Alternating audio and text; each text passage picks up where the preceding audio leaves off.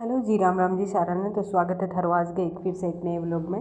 तो हम उम्मीद करते हैं कि आप स्वस्थ होंगे, मस्त होंगे और खूब मन लगाकर जो है वो तैयारी कर रहे होंगे। तो आई होप आप सबकी तैयारी जो है वो बहुत ही अच्छे से चल रही होगी और आप कंटिन्यू जो है लगातार उस पर मेहनत कर रहे होंगे। और फ्लो आने में थोड़ा टाइम लगता है, लेकिन कोई बात नहीं, धीरे धीरे फ्लो जो है वो आ जाएगा। तो किसी भी चीज़ को बार बार बहुत से एस्पिरेंट ये बोलते हैं कि जब हम किसी भी चीज़ की तैयारी करते हैं या फिर कोई भी कॉम्पिटिटिव एग्ज़ाम की तैयारी करते हैं तो चीज़ें हमें याद नहीं रहती। तो याद करने का सबसे बेस्ट फॉर्मूला जो है वो है रिवीजन। क्योंकि आप कितने ही घंटे पढ़ लीजिए, अगर आपने उनको रिवाइज नहीं किया या फिर मनन नहीं किया तो वो चीज़ें आपको याद नहीं रहेगी। जब चाहे आप एक दिन में उन्हें कितना ही पढ़ लीजिए, लेकिन 2 दिन के गैप के बाद, 4 दिन के गैप के बाद, फिर 6 दिन के, फिर हफ्ते, फिर 10 दिन, फिर 15 दिन, फिर महीने, जैसे जैसे आप आगे बढ़ते जाएं, आगे वाले पेज पढ़ते जैसे आज आपने कुछ भी पढ़ा और कल आप जो है वो नया टॉपिक पढ़ने वाले हैं, तो नया टॉपिक शुरू करने से पहले आपको क्या करना है कि आपको पहले जो आपने कल जो टॉपिक पढ़ा था या फिर कल जो सिलेबस कवर किया था उसको 2 मिनट के लिए रिवीजन कर लेना है। तो आप पाएंगे धीरे धीरे आपको खुद को महसूस होगा कि वो सारी चीज़ें जो है आपको परमानेंटली याद हो रही है, यानी आप उनको कभी भूल ही नहीं पा रहे हैं। उनसे कोई भी क्वेश्चंस आ जाए, आपका कोई भी क्वेश्चंस जो है वो गलत नहीं होगा। तो इस तरीके से जो शुरुआत में सारी चीज़ें याद किसी को नहीं होती, प्रैक्टिस करने से या फिर लगातार मेहनत करने से। क्योंकि कहते हैं ना कि जब हम हार्ड वर्क करेंगे तब भी हम स्मार्ट वर्क करना सीख पाएंगे।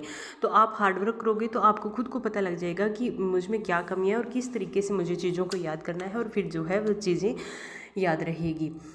तो फिर उसके बाद जो है वो आपको सारी चीज़ें आप खुद पाएंगे कि मुझे याद हो रही है, और कॉन्फिडेंस भी आएगा। शुरू शुरू में कॉन्फिडेंस किसी भी नहीं होता, और कॉन्फिडेंस जो है वो किसी भी बाज़ार में नहीं मिलता। ये जो है लगातार आपके मेहनत करने से, पढ़ाई करने से बिल्डअप होगा।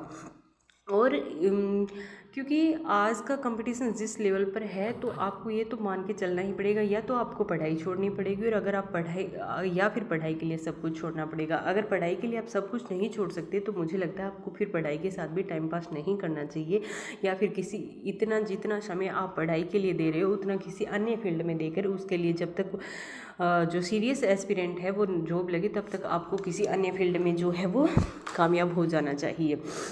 या फिर आपको सब कुछ त्याग कर और अपने सपने के लिए या फिर अपने ड्रीम के लिए मेहनत करनी चाहिए, लगातार कंटिन्यू मेहनत करनी। और एक दिन संघर्ष को परिणाम में भगवान अवश्य बदलेंगे, भरोसा रखिए। हाँ, हो सकता है किसी का संघर्ष ज़्यादा हो, किसी का कम हो, किसी को कम समय में सफलता मिल जाए, किसी को समय अधिक लग सकता है। तो घबराइए नहीं, लगातार मेहनत करते रहिए। मेहनत अपना रंग जो है वो ज़रूर दिखाएगी।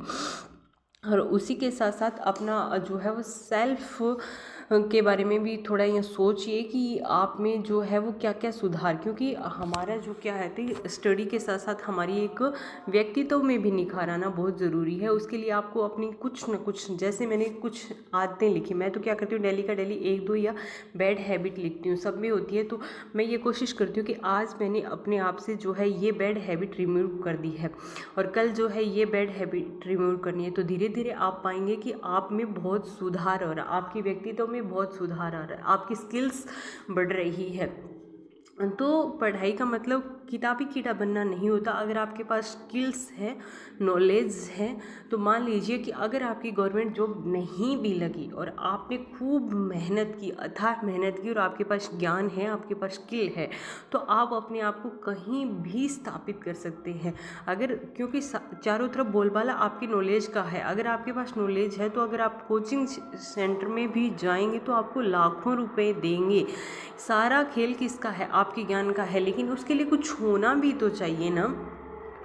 और आप अपने आप को इतना स्थापित कर सकते हैं कि आज के टाइम में कोचिंग इंडस्ट्री जो है वो इतनी आगे बढ़ चुकी है कि आप सोच भी नहीं सकते। लेकिन उसके लिए कुछ होना चाहिए। ऐसा नहीं है कि कोचिंग में भी वो इंसान टिक पाता है या फिर अपने आप को स्थापित कर पाता है जिसके पास अथाह नॉलेज है। क्योंकि आपको लगता है ऐसे कोई कोचिंग में टिकने नहीं देगा, आपसे सवाल किए जाएंगे, अगर आपको नहीं आएगा तो वो आपको वहाँ से निकाल दिया जाएगा। तो वहाँ पर भी आपके ज्ञान को परखा जाएगा, आपके व्यक्तित्व को परखा जाएगा।